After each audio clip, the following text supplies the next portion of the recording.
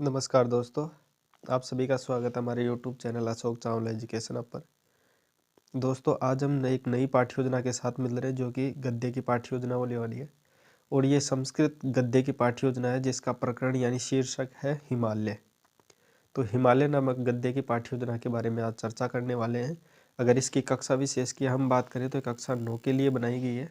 बाकी आप जिस भी कक्षा में इसको बनाना चाहते हो पाठ के अनुसार बना सकते हो। टॉपिक आपका हिमालय है, ध्यान रखना। चलिए पाठ्य योजना स्टार्ट करते हैं। पहले देखते हैं इसके कुछ सामान्य उद्देश्य। मैं लगभग सभी पाठ्य योजना के बारे में आपको बता चुका हूँ कि सभी पाठ्य योजना के कुछ सामान्य उद्देश्य होते हैं, कुछ विशिष्ट उद्देश्य होते हैं। जो सामान्य उद्देश्य होते हैं हमारे विषय से संबंधित होते हैं और जो हमारे विशिष्ट उद्देश्य होते हैं हमारे प्रकरण से संबंधित होते हैं। तो सामान्य चर्चा है, आप विशेषतः इनको जानते होंगे। आगे चलते हैं। सहायक उपकरण जो सहायता के लिए, पाठ की सहायता के लिए, पाठ का विस्तार करने के लिए जिन जिन चीज़ों की छात्र अध्यापक को या छात्र अध्यापिका को आवश्यकता होती है वो सभी उपकरण क्या कहलाते हैं? सहायक उपकरण कहलाते हैं। चलिए अब बात करते हैं विधि की। विधि होता है एक तरीका, छात्र अध्यापक अपने पाठ को प्रस्तुत बच्चों के सामने किस माध्यम से कर रहा है, ठीक है। तो उस माध्यम को ही यानी उस तरीके को ही विधि कहा जाता है, जिसमें प्रदर्शन और व्याख्या विधि की। इसमें प्रदर्शन यानी दिखा करके कुछ चित्र वगैरह और व्याख्या यानी उसका विस्तृत चर्चा करके बच्चों के सामने बताता है। पूर्व ज्ञान से संबंधित मतलब बच्चों में हिमालय से संबंधित यानी आज का जो हमारा शीर्षक है हिमालय, उससे संबंधित बच्चों में पूर्व ज्ञान क्या है उसके बारे में जानना, ठीक है। अब आते हैं प्रस्तावना पर, ठीक है। प्रस्तावना का माध्यम इसमें प्रश्न माध्यम लिया गया है, जिसमें पहला प्रश्न अपन देखते हैं कि मयूर कस्य देशस्य राष्ट्रीय खगा भवति, ठीक है। खगा अस्ति कि मयूर है जो किस देश का राष्ट्रीय पक्षी है, तो वो भारत का है। बच्चे इसका आंसर देंगे। उसके बाद दूसरा प्रश्न छात्र अध्यापक या छात्र अध्यापिका करेगी कि भारत देश का नद्य संति यानी भारत देश में कौन कौन सी नदी है, तो उसमें बच्चे उत्तर देंगे गंगा, यमुना, सरस्वती इत्यादि नदियों के नाम बताएंगे, ठीक है, जो प्रसिद्ध है, ठीक है। तीसरा प्रश्न इमा नद्य यानी जो नदियां हैं कुत्र उद्भवंती यानी कहाँ से उद्भव यानी कहाँ से निकलती है, तो वो हिमालय से निकलती है। बच्चे इसका सामान्य उत्तर दे पाएंगे। हमारा प्रश्न सामने आता है फिर एक समस्यात्मक प्रश्न बच्चे के माध्यम से यानी छात्र अध्यापक करता है बच्चों के द्वारा कि हिमालय के बारे में विशेष रूप से आप क्या जानते हैं या फिर हिमालय की विशेषता के बारे में कुछ बताइए। तो बच्चे ऐसा नहीं है कि कुछ मूक है कुछ बोलेंगे नहीं, तो बच्चे बहुत कुछ बोलेंगे लेकिन संपूर्ण रूप से नहीं बता पाएंगे। इसी के लिए छात्र अध्यापक क्या करता है कि अपनी विस्तृत चर्चा के लिए उद्देश्य कथन करता है कि छात्र अध्यापक बच्चों के सामने ये कहता है कि आज हम हिमालय नामक जो हमारा विषय है उसके बारे में विस्तृत से चर्चा करेंगे। ऐसा कहते हुए छात्र अध्यापक प्रस्तुतिकरण स्टार्ट कर देता है। उसमें प्रस्तुतिकरण में जो प्रथम बिंदु आता है वो है आदर्श वाचन। छात्र अध्यापक इसमें आदर्श वाचन के रूप में ये कहता है कि आप जो विषय वस्तु है उसकी पृष्ठ संख्या जो भी है वो निकाल लीजिए। और आदर्श वाचन में सर्वप्रथम ये करता है छात्र अध्यापक जो भी विषय वस्तु होती है उसको डिटेल से बच्चों के सामने पढ़ के सुनाता है, यानी उसमें सभी चीज़ों का ध्यान रखा जाता है जिसमें शुद्धता का और ताल का, यति, गति इत्यादि जो भी सामान्य इसमें आप देख पा रहे होंगे। बाकी अगर कोई प्रॉब्लम हो तो आप पूछ सकते हो, पीडीएफ की लिंक मैं डिस्क्रिप्शन में डाल दूंगा जिससे आसानी के आप डाउनलोड करके बना सकते हो। फिर भी कोई समस्या आती है तो आप पूछ सकते हैं, कोई दिक्कत नहीं। कमेंट के माध्यम से मैं आपको जवाब देने का पूरा प्रयास करूँगा। उसके बाद होता है अनुवाचन कि जब छात्र अध्यापक आदर्श वाचन कर देता है एक आदर्श के रूप में, तब उसका बच्चों के साथ क्या फ़र्क पड़ा है इसको देखने के लिए छात्रों से कुछ वाचन किया करवाया जाता है, उसे ही अनुवाचन कर दिया जाता है। उसके बाद आगे चलिए अशुद्धि संशोधन। अशुद्धि संशोधन में ये होता है कि छात्र अध्यापक बच्चों को पढ़ाता है तो छात्र अध्यापक जब बच्चों से पढ़वाने के लिए कहता है, जब बच्चे कुछ पढ़ते हैं तो उसमें कुछ अशुद्धियाँ कर देते हैं तो उन अशुद्धियों का उसी समय निवारण करने को ही अशुद्धि संशोधन कहा जाता है। उसके बाद देखिए काठिन्य निवारण। काठिन्य निवारण अहम भूमिका निभाता है पाठ्य योजना के अंतर्गत।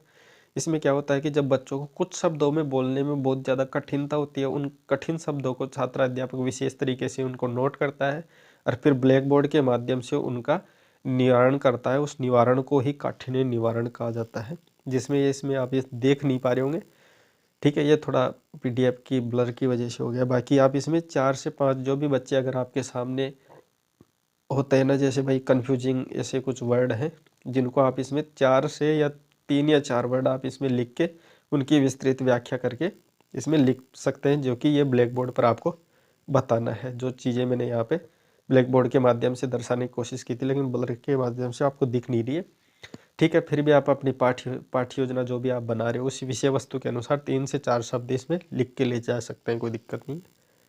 उसके बाद देखें, बोध प्रश्न, जब छात्र अध्यापक ने आदर्श वाचन कर दिया, बच्चों से अनुवाचन करवा लिया, कुछ कठिन था उन कठिन्य निवारण कर दिया, अशुद्धि हुई बच्चों को उनका शुद्धिकरण छात्र अध्यापक ने कर दिया। तो उसके बाद देखते हैं छात्र अध्यापक बोध प्रश्न। बोध का मतलब होता है जानना, यानी ज्ञान करना, कि बच्चों में ज्ञान कितना हुआ, पाठ को इतना पढ़ लिया उसके बाद ज्ञान हुआ। तो उसमें 4 से 5 प्रश्न किए जाते हैं, जिसमें छात्र अध्यापक बच्चों से ज्ञान जानता है कि इतना पढ़ने के बाद बच्चों में इस पाठ को लेकर क्या विषय वस्तु का ज्ञान हुआ। इसमें 4 से 5 प्रश्न आप देख पा रहे होंगे।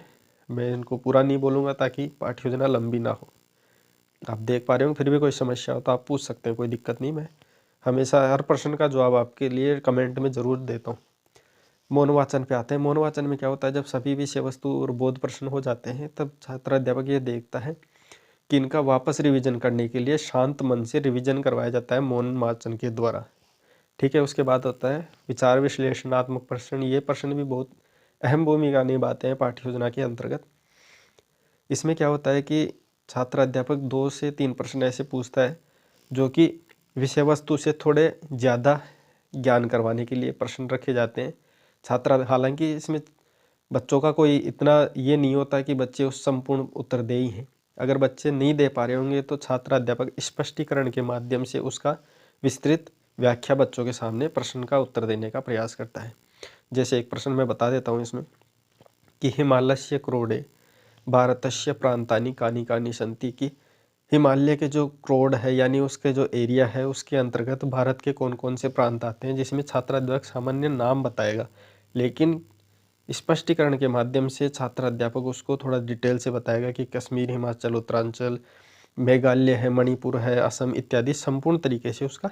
बच्चे 2-3 नाम लेके छोड़ देते हैं, उसका संपूर्ण विवरण। वैसे दूसरा प्रश्न ये दिख रहा होगा आपको, इसकी भी सेम वे स्पष्टीकरण से छात्र अध्यापक जवाब देता है। उसके बाद आता है मूल्यांकन प्रश्न, कि संपूर्ण विषय वस्तु बच्चों में अभी तक कितना ज्ञान हुआ है संपूर्ण विषय वस्तु को लेकर, उससे रिलेटेड पूरी पाठ से रिलेटेड छात्र अध्यापक उससे प्रश्न करता है। ये भी 4 से 5 प्रश्न होते हैं। ये सभी प्रश्न अति लघु उत्तरात्मक के समकक्ष होते हैं, जिसमें अभ्यासदय भी होते हैं, रिक्त स्थान भी हो सकते हैं, या अति लघु उत्तरात्मक प्रश्न जिसे अपन वन लाइनर भी कह देते हैं, वैसे प्रश्न आप इसमें देख पा रहे हो। हालांकि चलो मैं इन प्रश्नों को बोल ही देता हूँ ताकि आपको, क्या कि इसमें थोड़ा PDF ढंग से नहीं बनी है।